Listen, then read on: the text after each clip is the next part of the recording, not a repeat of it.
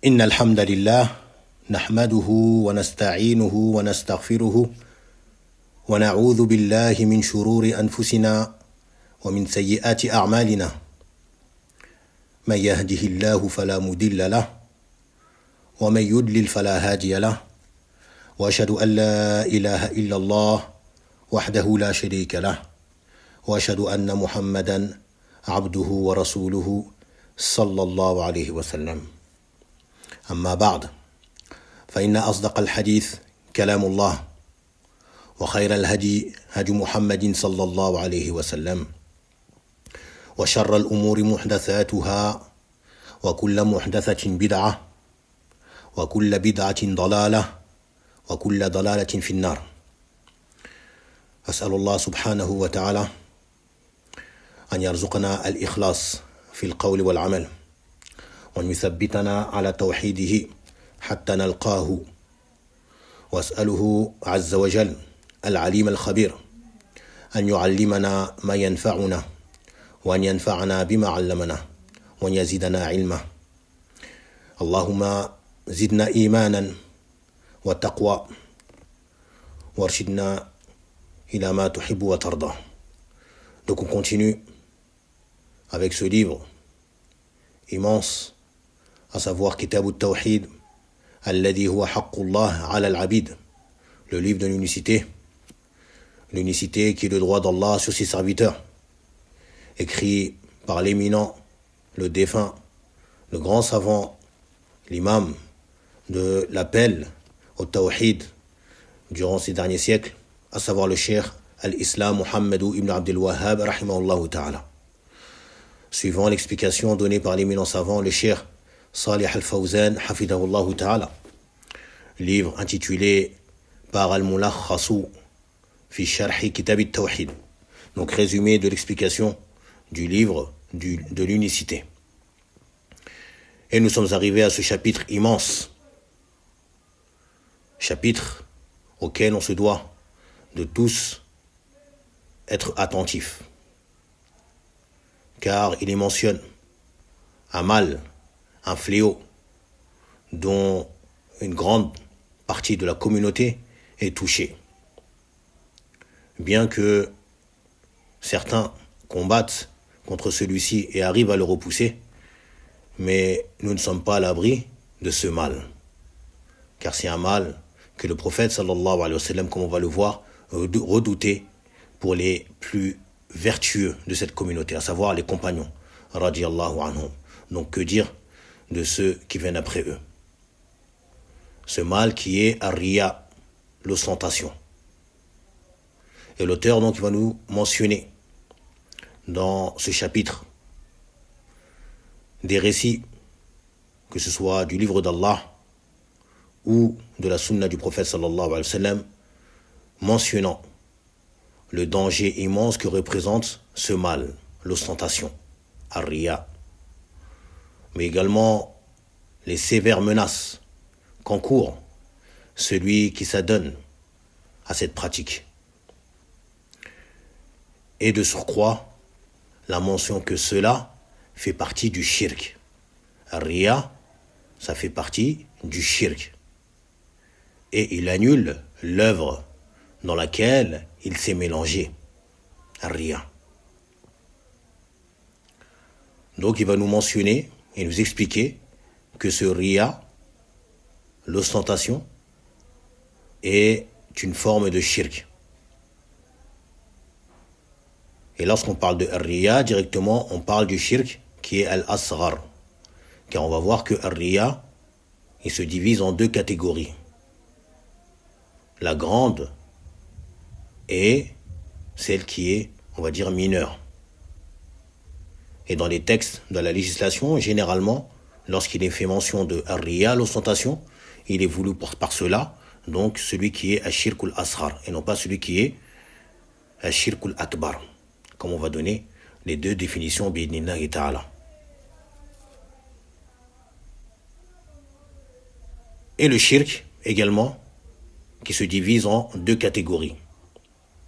D'un autre point de vue, vous connaissez toutes ou tous la différence entre al-akbar ou al-asghar, le majeur et le mineur, et ce que chacun des deux représente. Et également, il y a cette classification qui est ash-shirku al-zahir ou ash-shirku al-khafi. Ash-shirku al-zahir, yani celui qui est apparent. Ce sera le shirk, donc qui sera visible sur les membres du corps, comme le fait de sacrifier pour autre qu'Allah, de se prosterner pour autre qu'Allah, de faire un vœu pour autre qu'Allah, de demander le secours à un autre qu'Allah, dans ce dont seul Allah est capable de faire. Et d'autres actes donc d'adoration qui sont visibles ou encore qui sont audibles également. Également, ceux qui sont audibles. Cela également, ça rentre dans ce qu'on appelle ashirku al-zahir. L'autre catégorie qui est ashirku al-khafi, qu'on traduit par le shirk subtil. Et celui-ci concerne donc les actes qui ne sont pas visibles et dont on ne peut avoir connaissance. Pourquoi ? Car elle réside dans le cœur de la personne. Elle réside ou elles émanent du cœur du serviteur. Et donc, ce shirk, ou cet acte qu'on mentionne ici, qui est ar-riya, donc il rentre dans la deuxième catégorie, ash-shirku al-khafi. Car c'est une œuvre qu'on ne voit pas. Car il a lieu dans les intentions, dans les objectifs qui émanent du cœur. Et cela, seul Allah en a connaissance. Seul Allah en a connaissance. Non, on ne sait pas pourquoi la personne fait cet acte, par exemple. Car elle abrite en lui cette intention qui est de la vouer à un autre qu'Allah. Mais nous n'avons pas connaissance de cela. Sauf s'il montre des indices ou qu'il le dit ouvertement. Donc tout ce qui nous a précédé quasiment faisait partie de ce qui est ash-shirku al-zahir. Et maintenant on ouvre ce chapitre dans ce qui concerne ash-shirku al-khafi, comme le prophète sallallahu alayhi wa sallam va lui-même le mentionner. Ar-riya qui fait partie de ash-shirku al-khafi. Pourquoi ? Car celui-ci émane du cœur. Il a lieu dans les intentions. Et seul Allah en a connaissance. War-riya'u, comme on va le voir, c'est tiré de ar-ru'ya, la vision. Qui est quoi ? Qui est le fait de montrer, que le serviteur va montrer une œuvre qu'il fait pour Allah. Il va montrer cette œuvre aux gens. Il va montrer cette œuvre qu'il fait en apparence pour Allah. En apparence, les gens quand ils le voient, ils pensent qu'il est en train d'adorer Allah exclusivement, alors que son but, il vise par cela que les gens soient, ils ont connaissance de son acte, donc il la montre ou il la fait entendre, afin qu'il lui fasse des éloges, ou encore afin qu'il l'immensifie dans leur cœur, que il lui soit accordé une place dans le cœur des gens. Ça, ce sont ses intentions. Et cela, seul Allah en a connaissance. Sauf si également, donc il le mentionne clairement. Ça, c'est ar-riya. Comme on va le voir, c'est pas simplement faire montrer ton œuvre. C'est pas simplement faire montrer ton œuvre. C'est faire montrer ton œuvre aux gens dans le but que les gens te fassent des éloges. Ou que les gens t'immensifient et t'élèvent au vu et à la connaissance de cet acte que tu viens de faire, ou de ces paroles que tu viens de dire. Et donc c'est du shirk. Pourquoi ? Car il ne vise pas l'agrément d'Allah. Il vise par cela, donc, les éloges des gens.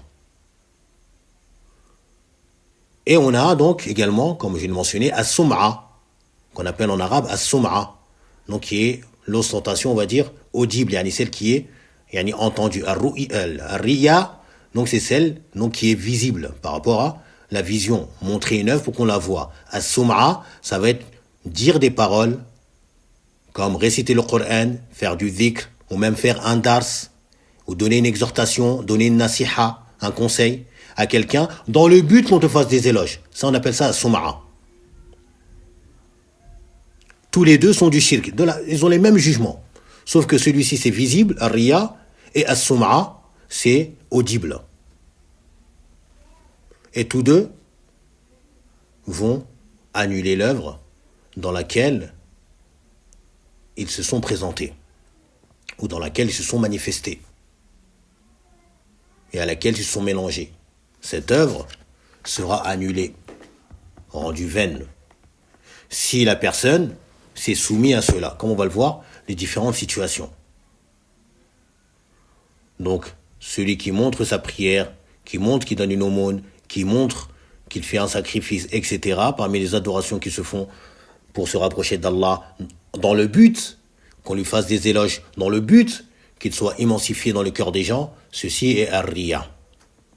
Quant à celui qui va réciter du Coran en embellissant sa voix, en élevant sa voix, on va faire du dhikr ou donner un conseil d'une manière afin qu'on lui fait des éloges également et qu'on l'émancifie dans le cœur, etc., eh bien, celui-ci aura fait sum'a. Et ils ont tous deux le même jugement, qui est shirkun khafi. Le shirk subtil, qui annule l'œuvre. Et comme on l'a mentionné, il est de deux catégories, ar-riya. Il est de deux catégories. La première catégorie qui est donc shirkun akbar. Riya, il y a un riya, une ostentation qui est du shirku akbar. Quand ça, lorsque la personne vise par l'ensemble de ses œuvres que cela soit vu aux gens afin que, par exemple, on puisse vivre librement, qu'on ne puisse pas lui porter atteinte à son honneur, à ses biens, à son sang. Alors qu'en lui, il renferme tout l'inverse de ceux qu'il montre en apparence, comme prière, comme jeûne, comme sadaqa, etc. Taïb. Et cela, bien évidemment, c'est ce qui est appelé également riya ou munafiqin. Donc le riya, l'ostentation des hypocrites. Il montre l'islam afin que les gens les acceptent en tant que musulmans et qu'ils jouissent des droits des musulmans, etc. Comme la préservation du sang, des biens, alors qu'en eux, ils renferment tout le contraire, qui est la mécréance. Cela également est un riya ou munafiqin, donc l'ostentation des hypocrites, qui est du shirk akbar, qui fait sortir la personne de l'islam, comme vous le savez.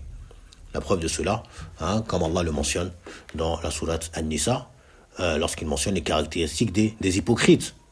Il dit subhanahu wa ta'ala, innal munafiqina yukhadi'una Allah wa huwa khadi'uhum. Les hypocrites tentent de tromper Allah. Et Allah les trompe, il renvoie sur eux-mêmes leur tromperie. Wa idha qamu ila as-salati qamu kusala. Et lorsqu'ils se lèvent pour accomplir la prière, eh bien, ils se lèvent avec paresse. Ils accomplissent la prière avec paresse. Puis ensuite, qu'est-ce qu'il dit Allah subhanahu wa ta'ala les concernant? Yura'una an-nas. Wa la yadhkuruna Allah illa qalila. Ici, ce qui nous concerne, yura'una an-nas. Donc, ils montrent cela aux gens, par ostentation. Ces prières, ces aumônes, etc. Ils font tout cela par ostentation. Et ils n'invoquent Allah que de manière minime. Taïb. Ça, c'est la première catégorie, donc, riya ou al-munafiqin, qui est du shirk akbar. La deuxième catégorie, donc, c'est ce qu'on a mentionné comme définition juste tout à l'heure, à savoir le fait que la personne va montrer ses œuvres dans le but qu'on lui fasse des éloges. Taïb. Il va montrer ses œuvres. Pourquoi? Dans le but qu'on lui fasse des éloges. Ah, tu récites bien. Ah, tu prêches bien. Ah, tu pries trop bien. Ah, ton recours, il est trop bien, il est trop droit, il est bien long, masha'Allah. Ça se voit qu'il y a de la sakina, etc. Il veut les éloges des gens. Comme on va le voir, le prophète lui-même, il va nous définir cela en nous mentionnant un exemple. Sallallahu alayhi wa sallam. Donc celui-ci, il vise autre qu'Allah dans son adoration. Il vise autre qu'Allah dans son adoration. Et c'est du shirk asrar. Et c'est ce qui est visé généralement, même très souvent, c'est ce qui est visé par Ar-Riya, le shirk asrar, et non pas le shirk akbar. Taïb. Concernant Ar-Riya également, il faut savoir que il a différents degrés. Il a différents degrés dans la manière où il va se présenter à la personne. Premier cas, dès le début de son adoration, il se lève pour faire la prière. Pourquoi? Pour montrer sa prière, comment il prie bien, à telle personne qui le regarde afin qu'il lui fasse ses éloges. Dès le début. Dès le début, il est rentré en prière avec ostentation. Et cette ostentation l'a suivi tout le long de l'adoration. Quel est le jugement? Son adoration est nulle. Elle est annulée. Ça, c'est le premier cas de figure. Dès le début, il s'est levé pour prier, mais pour montrer cette adoration à un tel, afin qu'il lui fasse des éloges, ou à tierce personne, quelle que soit l'adoration. Dès le début, il a mis sa main dans sa poche, il a dit, je vais mettre ma main dans ma poche pour faire une aumône, pour qu'un tel me voie, et il dit que je suis généreux. Comme ça, il dira que je suis quelqu'un de généreux, il me trouvera généreux. Dès le début, il a commencé avec ostentation, et il a terminé sur l'ostentation. Son œuvre, elle est annulée. Son œuvre, elle est annulée complètement. Deuxième cas de figure, qui peut arriver, il se lève pour prier pour Allah. Donc il commence, sa prière pour Allah, son adoration pour Allah, qui est son unique divinité. Puis, l'ostentation, le diable est venu et commence à lui insuffler de faire preuve d'ostentation. Il y a un tel qui te regarde, ou il y a un tel qui est rentré. Fais bien ta prière. Allonge la récitation. Embellis ta voix. Allonge ton recours, l'inclinaison. Prosterne-toi bien, profondément, etc. Et il s'est laissé emporter. Il s'est laissé emporter. Il s'est laissé emporter, il a suivi, il est rentré dedans. Ça va, il mentionne que la partie dans laquelle il a commencé son adoration et elle était pour Allah, il obtiendra la récompense de cela. Il obtiendra la récompense de cette partie-là. Quant au tout le reste, dans lequel il a fait preuve d'ostentation, eh bien, tout est annulé. Il n'obtiendra rien du tout de cela. Comme par exemple, il s'est levé, il a fait une première rakaat pour Allah. Dans la deuxième, l'ostentation s'est présentée. Et il s'est soumis à celle-ci. Il s'est laissé emporter. Première rakaat, elle a accepté, la deuxième, elle a annulé. Même cas de figure. Il a commencé son adoration pour Allah seul, subhanahu wa ta'ala. Puis, l'ostentation est arrivée. Et le diable veut le pousser à tomber dedans.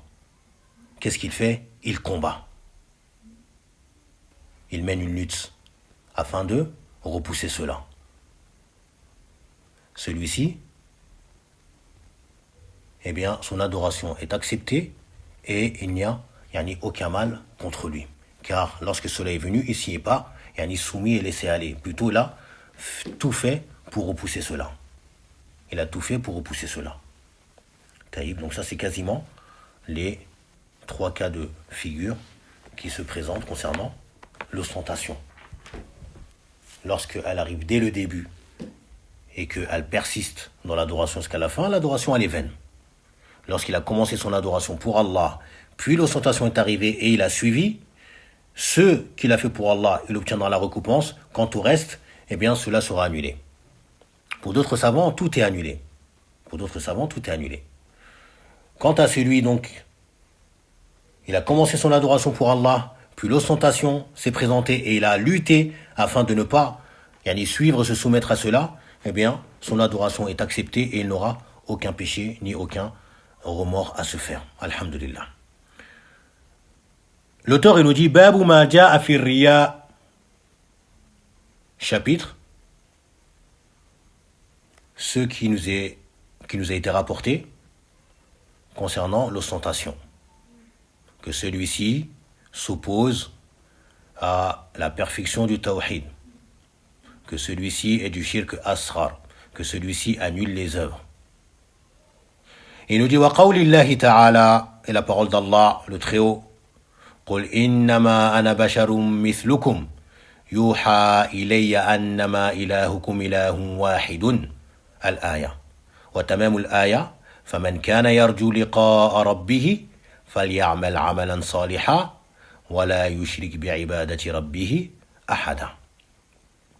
Donc dans ce verset, donc, qui est le dernier verset de la sourate Al-Kahf, où il dit subhanahu wa ta'ala dans le sens approximatif du verset, dis au Muhammad, innama ana basharum mithlukum, je suis un être humain comme vous.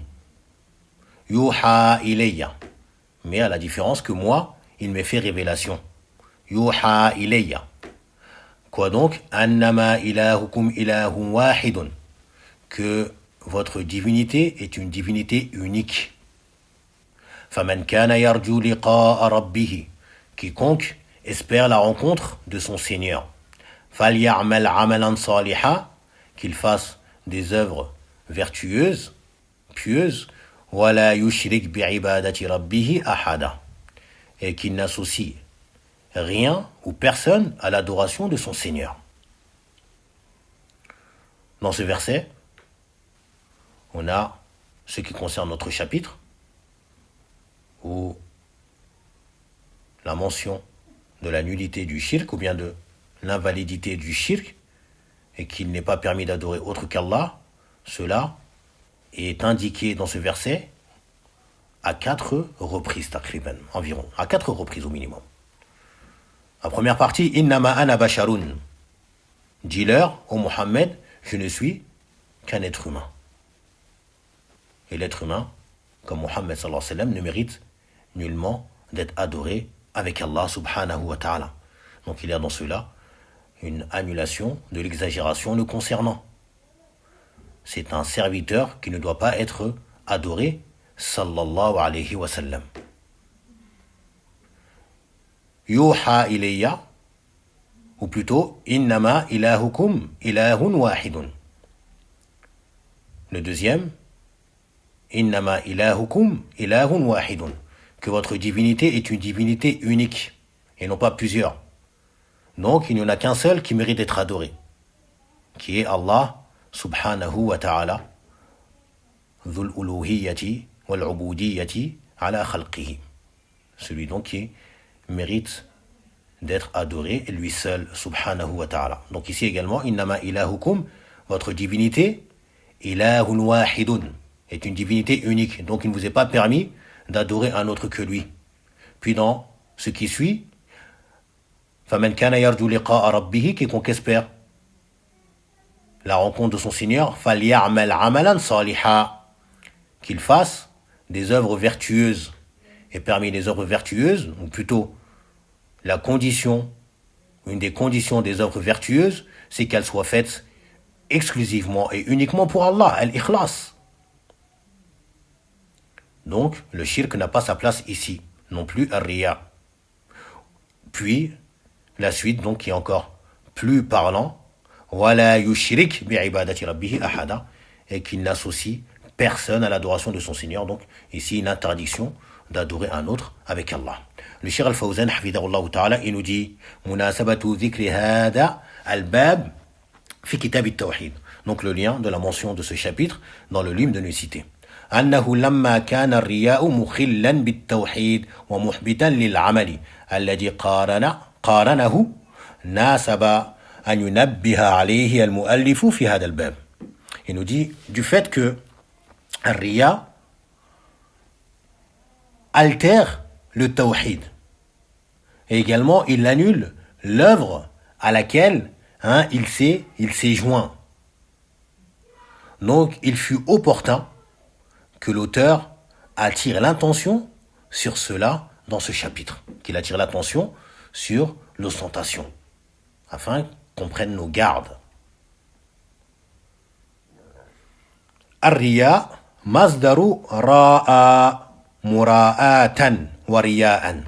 Donc c'est le masdar qui peut traduire par le nom d'action du verbe ra'a, yura'i, au mudari'. Et le masdar, ou un des masdars qui est mura'atan, ou encore riya'an. Wa huwa an yaqsida an yara an-nasu annahu ya'malu 'amalan 'ala sifatin wa huwa yudmiru fi qalbihi sifatan ukhra. Il nous dit, c'est le fait que l'homme vise que les gens le voient en train de faire une œuvre selon une manière. Qu'il est en train de faire une œuvre, yani selon une manière, selon une caractéristique. Comme il va se lever, il va prier et il va embellir sa prière. Ces gens-là, le voyant comme cela, pensent qu'il est en train de prier pour Allah. Alors que lui, il cache dans son cœur une autre caractéristique ou une autre manière, yani, dans son adoration, qui est qu'en fait, il n'est pas en train d'adorer Allah. Cette œuvre, elle n'est pas vouée à Allah exclusivement. Plutôt, il recherche par cela les éloges des gens. Et cela, c'est une chose qu'il a cachée en lui, car on ne peut pas voir cela comme on expliquait. C'est quelque chose qui a lieu à l'intérieur dans son cœur. Seul Allah en a connaissance. قُلْ الْخِطَابُ لِلنَّبِيِّ صلى الله عليه وسلم أي قُلْ لِلنَّاسِ. Donc, celui qui est visé par l'interlocuteur, c'est le prophète sallallahu alayhi wa sallam.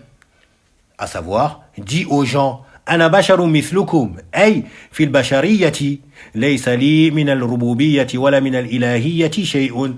Dans le sens, je suis un être humain comme vous, dans l'humanité. Je suis également de Bani Adam, et je n'ai aucune part dans la seigneurie, ni dans la divinisation. Je suis un serviteur, Abdun la yu'bad, un serviteur qui ne doit pas être adoré. Je dors comme vous, je mange comme vous, je tombe malade, j'attrape faim, etc. Je meurs. C'est un être humain comme nous. Il est touché par tout ce dont est touché les êtres humains. Mais Allah l'a distingué et l'a élevé. Par quoi? Par ce qui est mentionné juste après, Yuha ilayya, que révélation m'est faite. Allah l'a élevé et le distingué, et l'a distingué des autres êtres humains, en dehors des prophètes. Par quoi? Par la révélation. Qu'est-ce qui lui est fait comme révélation? Annama ilahukum ilahun wahidun, que votre divinité est une divinité unique. Ay ma'boudukum bihaqqin alladhi ad'ukum ila ibadatihi ma'boudun wahidun la sharika la. Dans le sens afwan, que votre divinité, votre véritable divinité, la divinité, votre divinité, yani qui mérite légitimement d'être adoré. C'est celui vers lequel je vous appelle à son adoration. Eh bien, celui-ci est une divinité unique qui n'a point d'associé. Et cela ici, comme on va le voir, c'est la principale fonction des messagers. C'est pour cela qu'il est venu ici. Yuha ilayya. Il me fait révélation. Quoi donc? La ilaha illallah. Comme on l'a vu au tout début du livre. وَلَقَدْ بَعَثْنَا فِي كُلِّ أُمَّةٍ رَسُولًا أَنْ يَعْبُدُوا اللَّهَ وَاجْتَنِبُوا الطَّاغُوتَ. La principale fonction, ou la fonction première de l'ensemble des prophètes et des messagers, y compris Mohammed sallallahu alayhi wa sallam, comme il est mentionné ici, qui est l'appel à l'adoration d'Allah seul et à mettre en garde et à interdire l'adoration d'autre qu'Allah. Yarju liqa'a rabbih, il espère la rencontre de son Seigneur. Ay yakhafu al-masira ilayhi, il craint le retour vers lui. Wa yatma'u bi ru'yatihi, et il désire, il convoite la vision d'Allah, de voir Allah, yawm al-qiyamah, le jour de la résurrection. Et comme on va le voir, ça, ce verset-là, et d'autres encore, qui mentionnent la rencontre d'Allah, eh bien, les salafs utilisaient cela comme affirmation qu'Allah sera vu. Comme affirmation qu'Allah sera vu par les croyants le jour de la résurrection. عملا صالحا هو ما كان موافقا لشرع الله مقصودا به وجهه. عملا صالحا, donc une œuvre vertueuse, une œuvre pieuse, il nous dit, c'est ce qui est en conformité avec la législation d'Allah. مقصودا به وجهه. Et par quoi est visé l'agrément d'Allah, le visage d'Allah. Par quoi est visé? Yani l'adoration par laquelle est visé le visage d'Allah. Que cela soit fait exclusivement pour Allah. Et ici, on a la mention donc des deux conditions de validité de l'œuvre, qui est muwafaqatu ash-shara wa sunnah, que l'œuvre soit en conformité avec la sunna du prophète sallallahu alayhi wa sallam, et qu'elle soit exclusivement vouée et dirigée à Allah seul. C'est ce qui est mentionné dans ce verset. فَلْيَعْمَلْ عَمَلًا صَالِحًا. L'œuvre soit conforme à la législation et vouée exclusivement à Allah subhanahu wa ta'ala. Comme l'imam Ibn al-Qayyim rahimahullah ta'ala, il a dit qu'elle soit exemptée d'ostentation et qu'elle soit restreinte à ce qui est venu dans la sunna. Également, le grand imam des tabi'in, Al-Fudayl ibn Iyad, rahimahullah ta'ala, également a mentionné dans le même sens, lorsqu'il a fait le tafsir ou l'explication du verset dans Surat Al-Mulk, liyabluwakum ayyukum ahsanu amala. Ahsanu amala. Il va vous éprouver afin de voir lequel d'entre vous fera des bonnes œuvres. C'est-à-dire des bonnes œuvres. Il a dit akhlasuhu wa aswabuhu. Akhlasuhu wa aswabuhu. Donc que l'œuvre soit faite uniquement pour Allah et qu'elle soit faite conformément à la sunna du prophète sallallahu alayhi wa sallam. Et cela doit être joints ensemble et ne peuvent pas être séparés. Tu ne peux pas faire une œuvre uniquement pour Allah subhanahu wa ta'ala et t'opposant ou faisant le contraire de ce avec quoi est venu le prophète sallallahu alayhi wa sallam, ou faisant une chose avec laquelle le prophète n'est pas venu. Non plus tu ne peux faire une adoration conformément à la sunna du prophète en l'avouant à un autre qu'Allah. Donc cela ne sera pas accepté non plus, jusqu'à ce que l'œuvre soit uniquement pour Allah et conforme à la sunna du prophète sallallahu alayhi wa sallam. Puis le Cheikh Al-Fawzan, il explique le terme dans le verset « Wala yushrik bi'ibadati rabbihi » et il n'associe dans l'adoration de son Seigneur « Ay la yura'i bi'amalihi » il ne fait pas d'ostentation dans son œuvre. « Ahadan nakiratun fi siyaqin nafi » qui est un mot nakira qui est venu dans un contexte de négation. Fata'ummu kulla ahadin ka'inan man kan. Donc il va englober et faire une généralité de toute personne, quelle qu'elle soit. Wala yushrik bi'ibadati rabbihi ahadan, yani qui que ce soit. Tu ne vas associer à l'adoration de ton Seigneur personne, quelle que soit la personne, un ange rapproché ou un prophète envoyé ou autre. Tous, ils sont concernés dans le fait qu'il est interdit de les associer à l'adoration d'Allah subhanahu wa ta'ala, car il est lui seul celui qui mérite l'adoration. Al-ma'na al-ijmaliyu يأمر الله تعالى نبيه صلى الله عليه وسلم أن يخبر الناس أنه بشر مثلهم. Allah Azza wa Jal, il ordonne à son prophète sallallahu alayhi wa sallam d'informer les gens qu'il est un être humain comme eux. Fil bashariyati, dans l'humanité.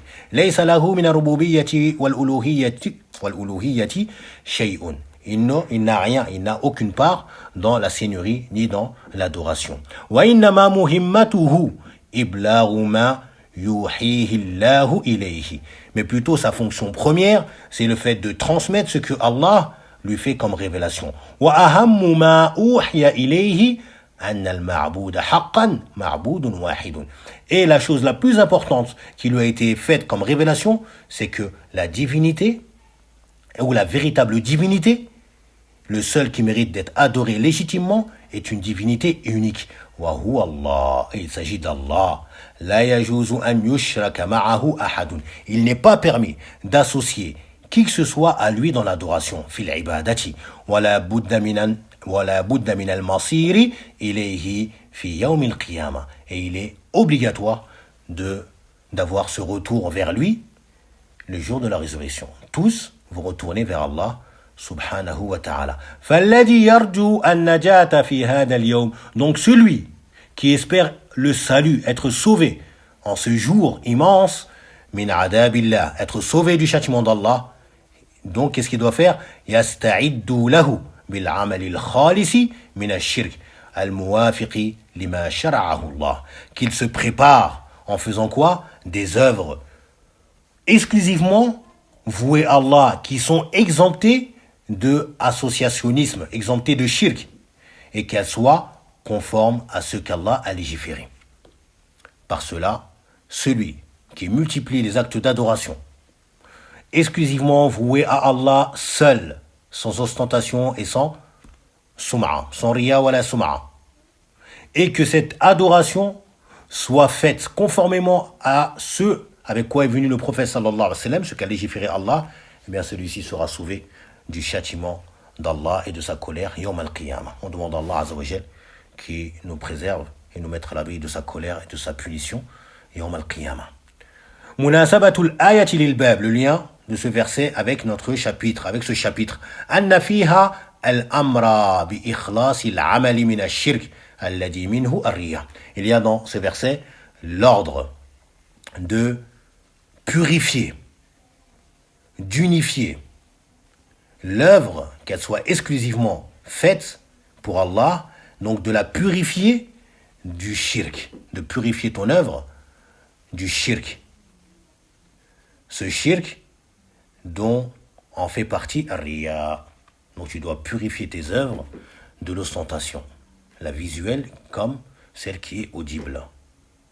Ma yustafadu min al-aya, ce qu'on va tirer comme profit de ce verset. Premièrement, anna asla ad-dini wa ifradullahi bil ibadati. Que le fondement de la religion, qu'est-ce que c'est? Le fait de unifier nos adorations pour Allah subhanahu wa ta'ala. Comme on l'a mentionné, c'est ce avec quoi sont venues l'ensemble des législations. Toutes les législations sont venues avec cela. Tawhidu al-ibadati. Deuxièmement, anna riya shirkun.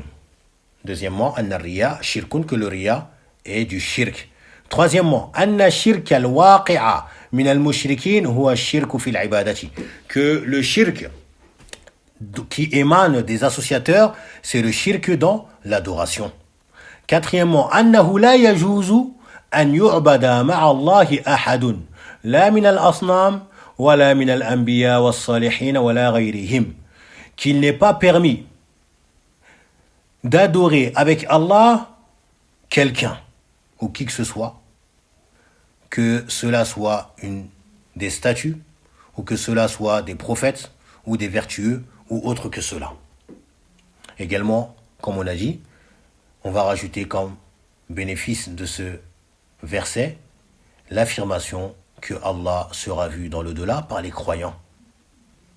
Taïb, comme on a expliqué, car les salafs, donc, utilisaient tous les versets mentionnant la rencontre d'Allah comme étant des preuves que Allah sera vu.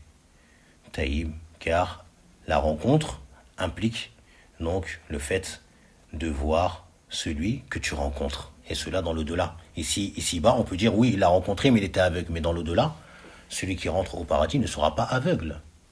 Ça, c'est une chose qui est impossible. Donc, celui qui va rencontrer son Seigneur, subhanahu wa ta'ala, ne sera pas aveugle. Et donc, il le verra. On demande à Allah azza wa jal qui nous accorde cet immense délice qui est sa vision, le fait de contempler son noble visage, subhanahu wa ta'ala. Puis nous dit wa an Abi Hurayrata radiyallahu anhu marfu'an. Selon Abu Hurayra radiyallahu anhu, donc ce récit qui remonte jusqu'au prophète sallallahu alayhi wa sallam. Qala Allahu ta'ala ana a'na shuraka'i 'ani shirk. Je suis celui qui se passe le plus d'avoir des associés. Ou juste naam, je suis celui qui se passe le plus, qu'on lui attribue un associé. Man amila amalan ashraka ma'i fihi ghayri taraktuhu wa shirkahu. Quiconque fait une œuvre dans laquelle il va associer avec moi autre que moi. Taraktuhu wa shirkahu, je vais le délaisser lui ainsi que shirkahu, donc ce qu'il a fait. Taraktuhu, je vais le délaisser lui et ce qu'il a fait comme associationnisme, yani l'œuvre qu'il a faite. Et non pas, il ne faut pas comprendre par cela, yani celui qu'il a associé. Car il se peut que Allah ne délaisse pas celui que la personne a associé. S'il a associé un prophète, Allah ne va pas délaisser le prophète. S'il a associé un ange, Allah ne va pas délaisser l'ange. Taïb, ce qu'il faut comprendre par taraktuhu wa shirkahu, taraktuhu huwa, Allah va l'abandonner. Lui, wa shirkahu, l'œuvre qu'il a faite, dans laquelle il a associé à Allah un autre. Ana a'na shuraka'i ani shirk, ay an musharakati ahadin. Je suis celui qui se passe le plus. Taïb, également ici, arna, c'est un ism tafdil, dans le sens celui qui se passe le plus. Taïb, qui a le plus pas besoin. Taïb, car parmi les shuraka, qui est le diam de sharik, il y a ceux également qui se passent d'autres. Taïb, deux personnes par exemple, deux personnes qui ont une société, qui sont associées l'un et l'autre, eh bien l'autre peut se passer de l'autre, peut ne pas avoir besoin de l'autre, mais il a juste pris comme cela. Eh bien ici, il nous dit, Qala Allah Ta'ala, Allah lui-même, qui est un hadith qudsi, que si on devait s'imaginer la manière que certains associés peuvent se passer d'autres, eh bien Allah Azza wa Jal, c'est encore plus que cela, subhanahu wa ta'ala. Pourquoi? Car il est doté de cet attribut qui est Al-Ghina wa Al-Ghani bidhatihi.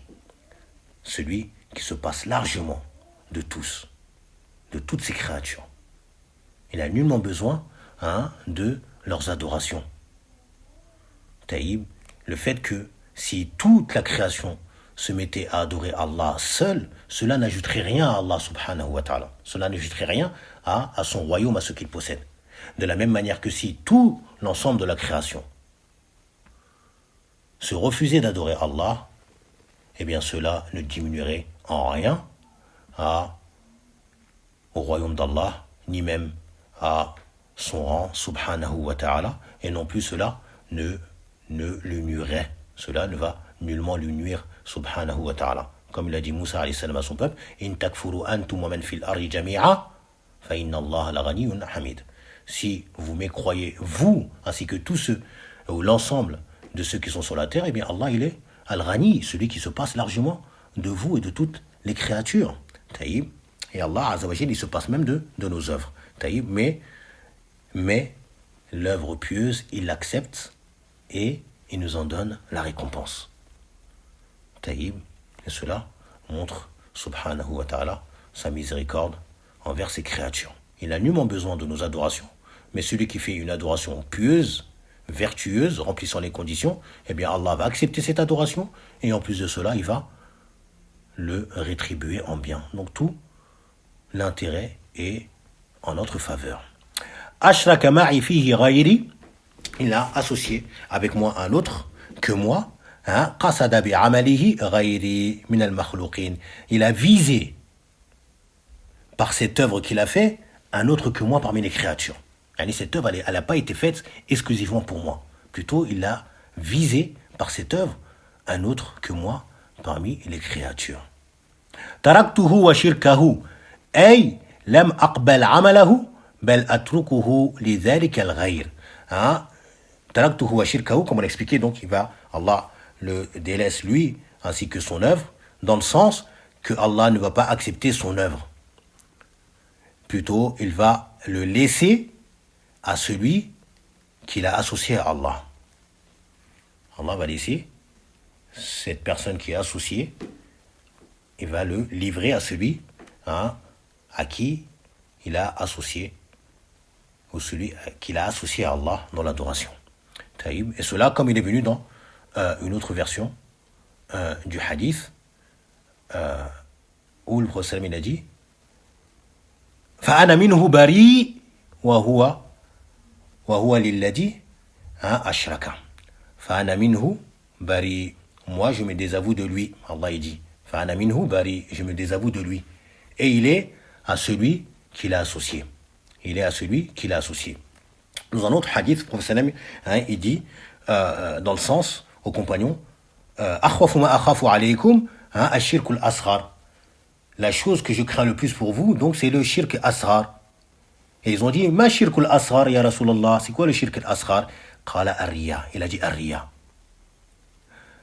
Puis il a dit, yaqulu Allahu idha jaza an-nasa bi a'malihim. Allah dira lorsqu'il aura rétribué les gens pour leurs œuvres.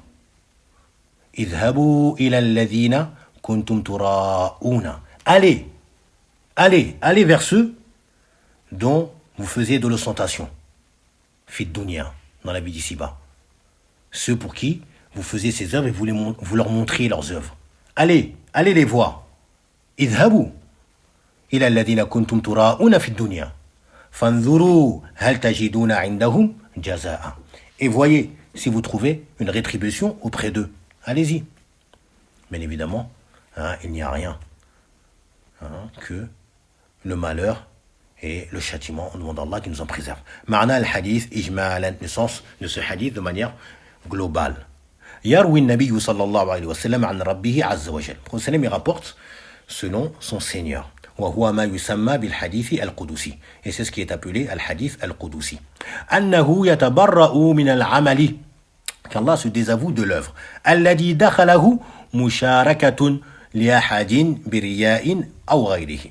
L'œuvre dans laquelle c'est introduite, يعني musharaka, donc une association.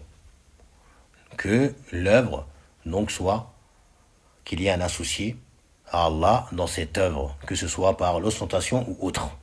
لأنه سبحانه لا يقبل إلا ما كان خالصا لوجهه. Car subhanahu wa ta'ala, Allah, il n'accepte que ce qui est fait uniquement, exclusivement pour lui, subhanahu wa ta'ala, désirant sa noble face. Il n'accepte que cela, que l'œuvre qui est faite désirant sa noble face, subhanahu wa ta'ala. Donc si il y a du shirk qui s'introduit, si on associe un autre à Allah ou avec Allah dans l'adoration, l'œuvre ne sera pas acceptée par Allah. Il nous dit munasabatu dhikrihi fil bab. Donc le lien avec la mention de ce hadith dans notre chapitre. Annahu yadullu ala adami qabuli al-amali alladhi dakhalahu riya'un.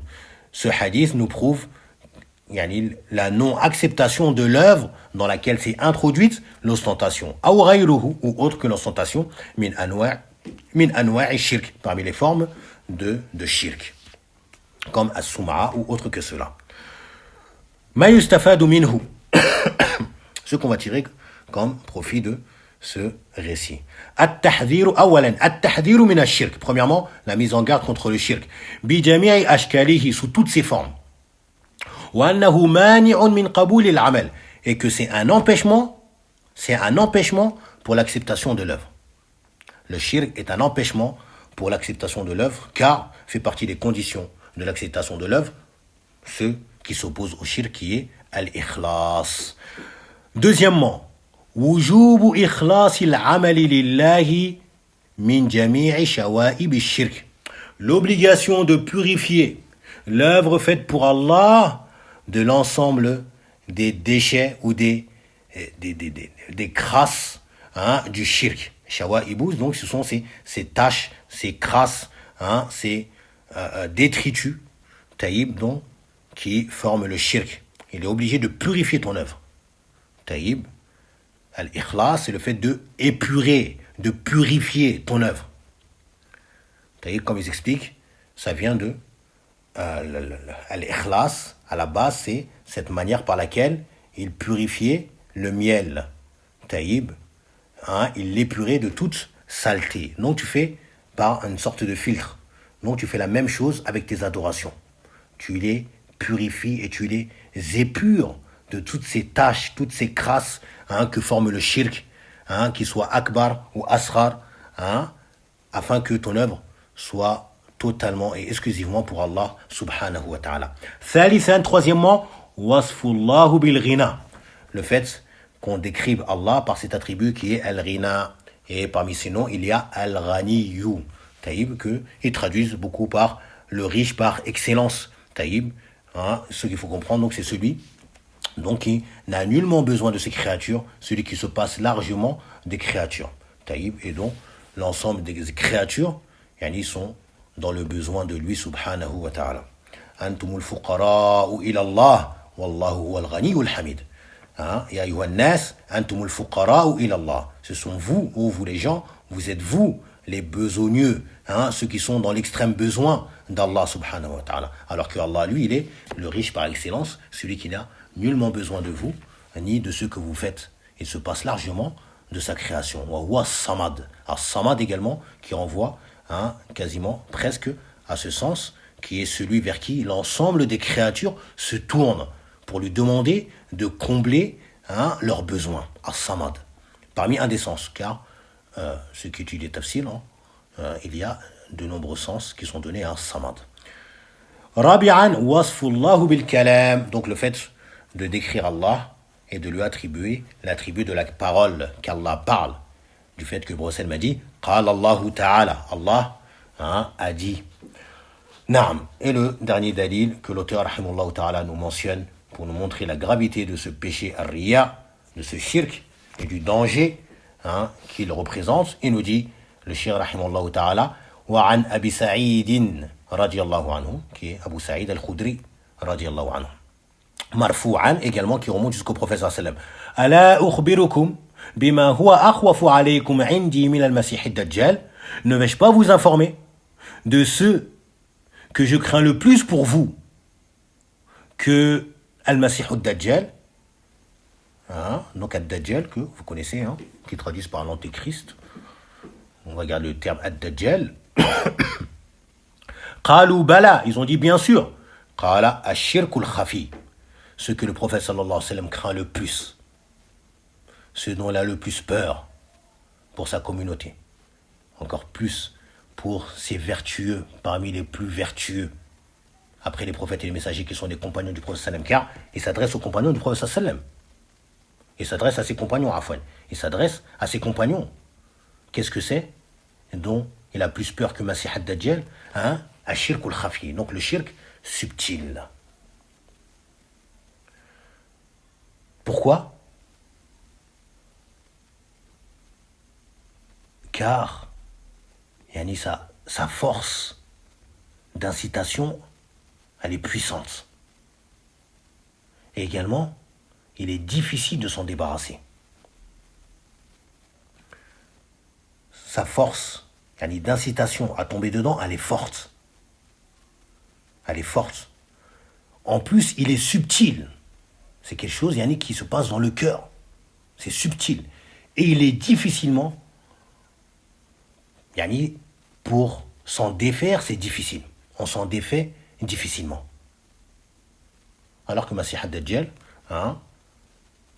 c'est une immense, c'est la plus immense des épreuves, des tentations que la terre va connaître depuis la création de Adam. Il n'y a pas plus grand trouble que lui, Masih ad-Dajjal. Mais du fait que le prophète nous a informé de ses caractéristiques, de ce qu'il va faire, de la manière de nous en prémunir, mais également que ce n'est pas tout le monde qui va le rencontrer, car il va arriver avant l'heure.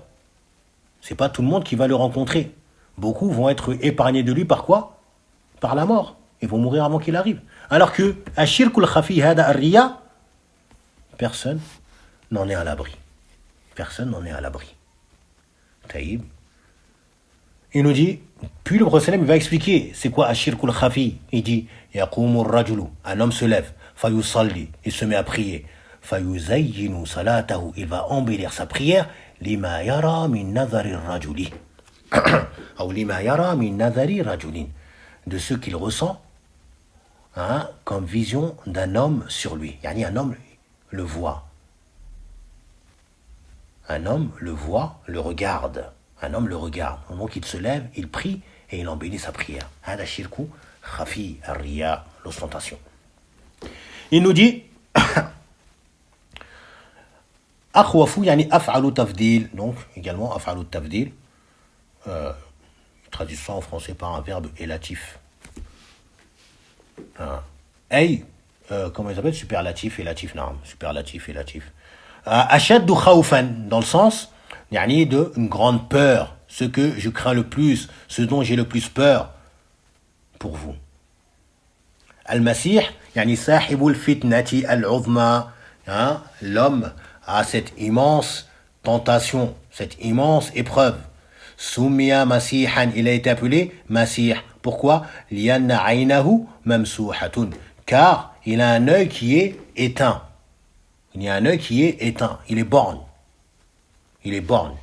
Comme le prophète sallallahu il a mentionné dans le hadith, quand il mentionnait Allah subhanahu wa ta'ala. Il a dit, afwan, innahu laysa bi'a'war, Allah n'est pas borgne.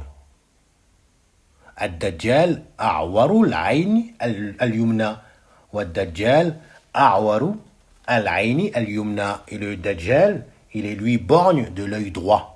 Il est borgne de l'œil droit. Ça, c'est un des sens pour lequel il a été appelé Al-Masih.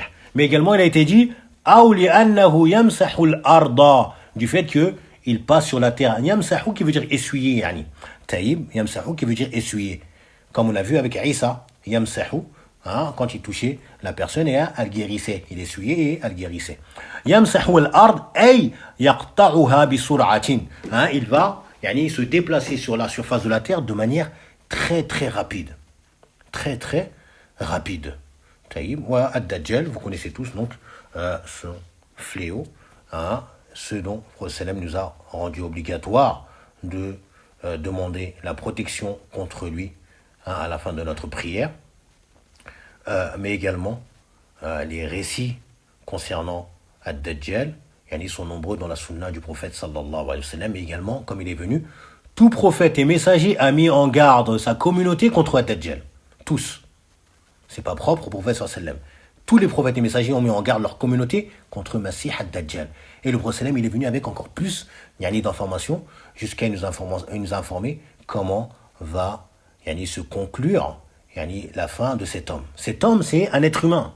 Faut pas croire ce que les gens racontent, c'est un monstre ou c'est un djinn ou c'est une créature qui n'existe pas. Non, c'est un être humain parmi Bani Adam. Il fait partie de la descendance de Adam, alayhi salam. C'est un être humain. Sauf que Allah Azza wa Jal, il lui a donné des capacités et des moyens de faire des choses qui sortent de l'ordinaire. Il va dire à la ciel, au ciel, à la ciel. Il va dire au ciel de faire tomber la pluie. Et la pluie va tomber. Devant les gens.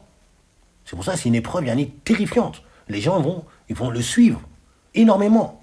Les juifs, mais autres parmi eux, comme les Shia, les Khawarij ou autres. Il va venir, il va dire, le ciel, fais tomber la pluie elle va tomber. Oh la terre, fais sortir tes trésors, les trésors ils vont tomber, ils vont sortir, ils vont le suivre. Il va couper un homme, il va tuer, il va le ressusciter devant les yeux des gens. Il va faire des miracles. Taïb. Mais, on va le reconnaître par cette marque, donc déjà, qui est que il est Arwar, il est borgne, mais également que ce qui nous a été mentionné dans la sunna du prophète. Et il nous a mentionné que Isa alayhi salam, al-Masih Isa, qui est vivant, que Allah a élevé au ciel, il va descendre et il va le pourchasser. Il va le pourchasser et il va le rattraper à la porte Al-Ludd, Babul Luddi, qui se trouve en Palestine. Il va le rattraper là-bas et il va le tuer. Il va le tuer directement. Car Dajjal, lorsqu'il va le voir, il va tenter de s'enfuir. Il sait qu'il n'a aucun moyen de résister à Isa ibn Maryam alayhi salam. Et il va le tuer directement et il va disparaître. Ce sera fini de cette tentation immense dans laquelle un grand nombre de personnes auront succombé. On demande à Allah Azza wa Jalla qu'il nous préserve de son mal et qui nous préserve de sa tentation, Il nous dit Ashirku al-Khafi, Sammahu Khafiyan. Le prophète il l'a appelé comme étant subtil. Pourquoi? Lianna sahibahu yudhiru anna amalahu lillah. Car l'auteur de cet acte montre que cette œuvre est faite pour Allah.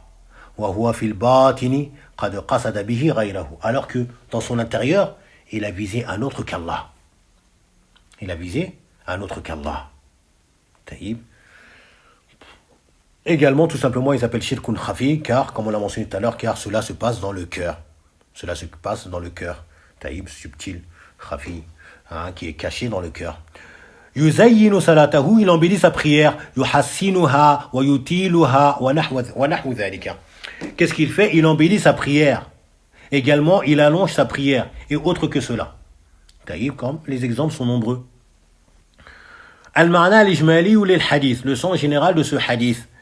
Kana as-sahabatu radiyallahu anhum yatadhakaruna fitnat al-masih ad-dajjal. Donc les compagnons, ils étaient ensemble et ils se rappelaient l'épreuve de Masih ad-Dajjal. Le prophète nous a mentionné ça sur ad-Dajjal. Il va faire ci, il va faire comme ça. Ah ouais, c'est une grande épreuve, etc. Ils se mentionnaient cela. Et le prophète il est sorti. Il est sorti à eux. Taïb. ويتخوفون منها. Cela suscitait la peur, il se faisait peur concernant cette épreuve, en se mentionnant ce que le prophète leur a mentionné concernant ad-Dajjal.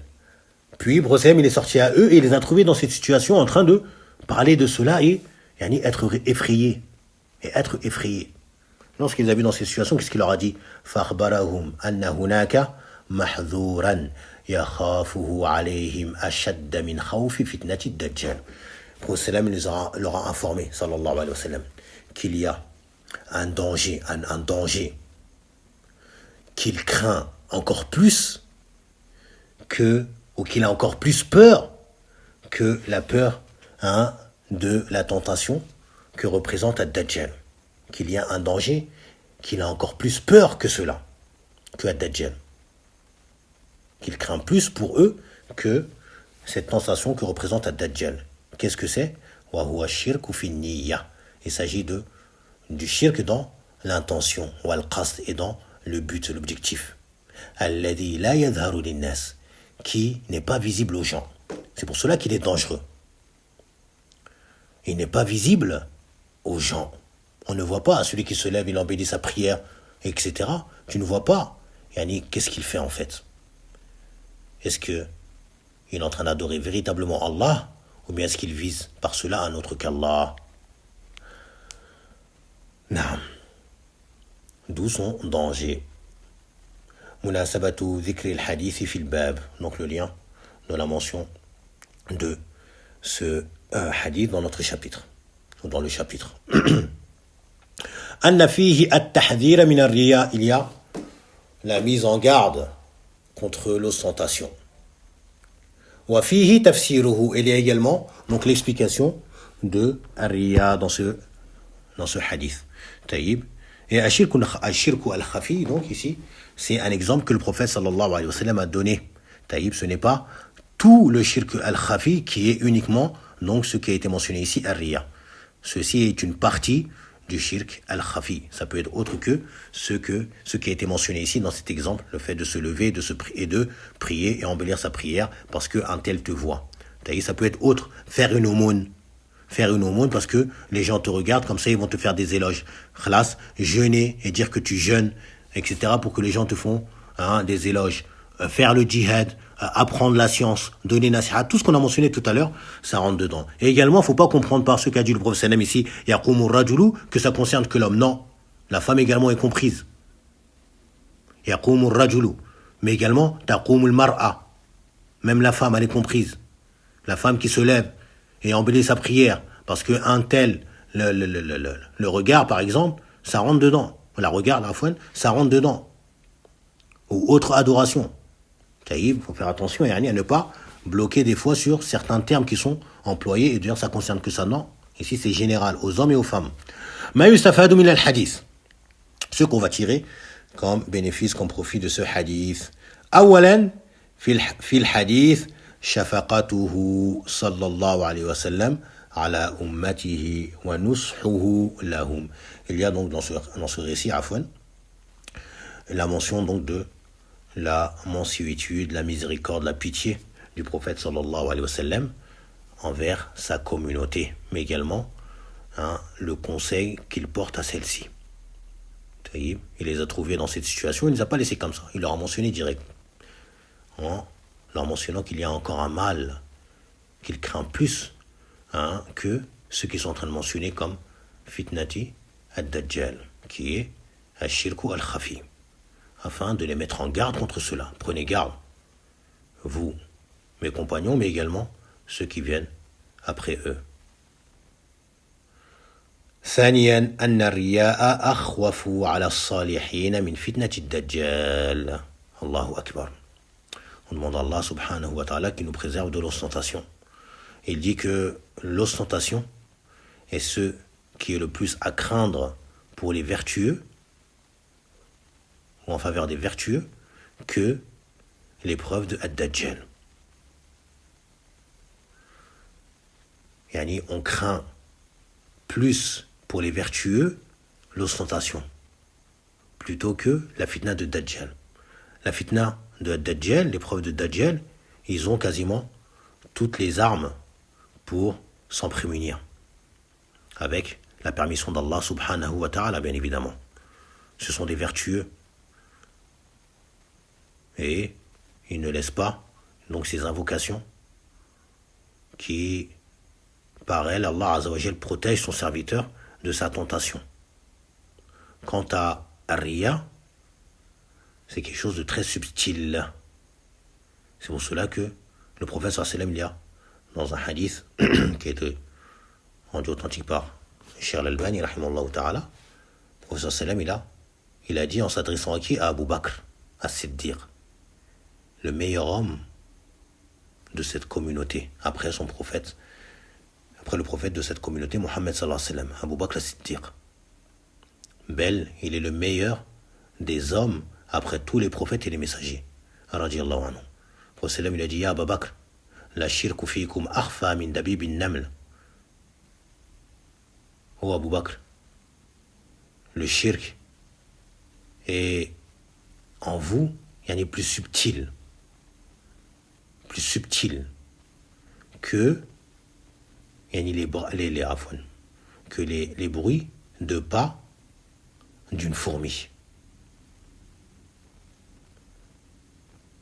C'est plus subtil, plus caché, plus fin que les bruits des pas de la fourmi, que tu n'entends même pas. Subhanallah. Et il a répété cela en jurant, Walladhi nafsi biyadi, la shirku fiikum akhfa min dabibin naml.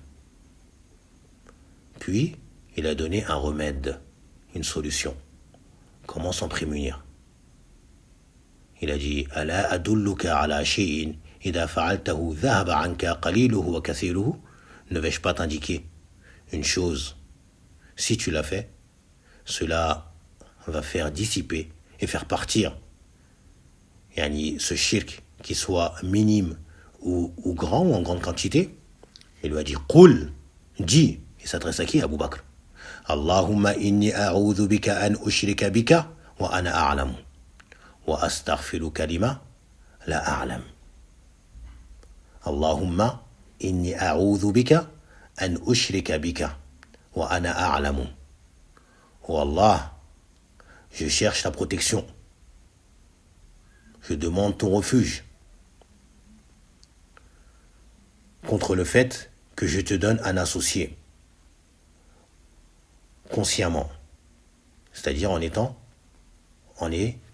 pleine connaissance de cause, en connaissant cela, en sachant cela. Wa ana a'lamu. Wa astaghfiruka lima la a'lam, et je te demande pardon pour ce que j'aurais pu faire comme shirk, dont je n'ai pas connaissance, que j'ai fait sans savoir que c'était du shirk. Une dua immense. Vous savez, quand j'ai lu le hadith, il a été rendu authentique par Cheikh Al-Albani, rahimahullah ta'ala. Une dua qu'il faut apprendre. B'idhnillah, Inch'Allah, on va la poster, b'idhnillah, à la suite de ce cours. Donc, le riya qui est le plus à craindre pour les vertueux. On demande à Allah Azza wa Jal qu'il nous mette à l'abri de cela. Thalithan, et dernièrement, al-hadaru min ar-riya, le fait de prendre garde contre l'ostentation. Wa min ash-shirki umuman, et de prendre garde au shirk de manière générale. De prendre garde contre le shirk, de manière générale. Par cela, on a terminé ce chapitre. Bifadlillahi azza wa jal. On demande à Allah azza wa jal qu'il nous accorde le bien de ce que nous avons lu, qu'il nous accorde une bonne compréhension et surtout la mise en pratique de cela. Que chacun veille à combattre son âme qui appelle, ainsi que le diable, à vouer une partie de ses adorations à un autre qu'Allah. Même si ce n'est pas de manière directe, comme ceux qui sacrifient ou qui se prosternent ou autres, pour autre qu'Allah, mais ça peut être dans ce genre d'adoration. Tu te lèves pour prier pour Allah subhanahu wa ta'ala, puis du fait qu'un tel est passé, ou du fait qu'un tel te voit ou t'entend, eh bien le diable va t'insuffler, ou ton âme elle-même, incitatrice au mal, de faire preuve d'embellissement, etc., afin que tu récoltes les éloges, que tu récoltes des bonnes paroles de celui qui est présent. Alors que cela n'apaise aucun cœur, si ce n'est le cœur malade. Donc on fait attention, et on demande à Allah Azza wa Jal, par cette invocation, mais également par d'autres, que Allah nous préserve de l'ostentation. Multiplier ce genre d'invocation, de demander à Allah Azza wa Jal qui vous accorde les moyens de faire des œuvres exclusivement vouées à lui, que ce soit dans les paroles et dans les actes. Les êtres humains ne peuvent rien nous apporter comme profit ou comme récompense ou rétribution. Tout est entre les mains d'Allah subhanahu wa ta'ala. Donc, tâche de le satisfaire et te rétribuera en bien. Sinon, si tu cherches à plaire aux gens, à satisfaire les gens, à récolter leurs éloges, eh bien, va chercher ta rétribution auprès d'eux, comme il est venu dans cette version du hadith. On demande à Allah Azza wa Jalla qui nous préserve de cela et qui nous pardonne pour ce qu'on a pu faire inconsciemment, par ignorance, et qui nous accorde les moyens de nous réformer, également de réformer autrui. Subhanakallahumma wa bihamdik wa ashhadu an la ilaha illa anta wa astaghfiruka wa atubu ilayk. Jazakumullahu khairan. Et au prochain cours, le chapitre sera Babun min ash-shirk iradatul insani bi'amalihi ad-dunya, qui est quasiment dans le même ton de ce que on vient de prendre comme chapitre. Que fait partie du shirk le fait qu'un être humain, qu'une personne veut, par l'accomplissement d'une œuvre, quelque chose de la dunya. Le premier, qu'on a vu aujourd'hui, il veut les éloges des gens, qu'ils soient immensifiés par les gens, etc.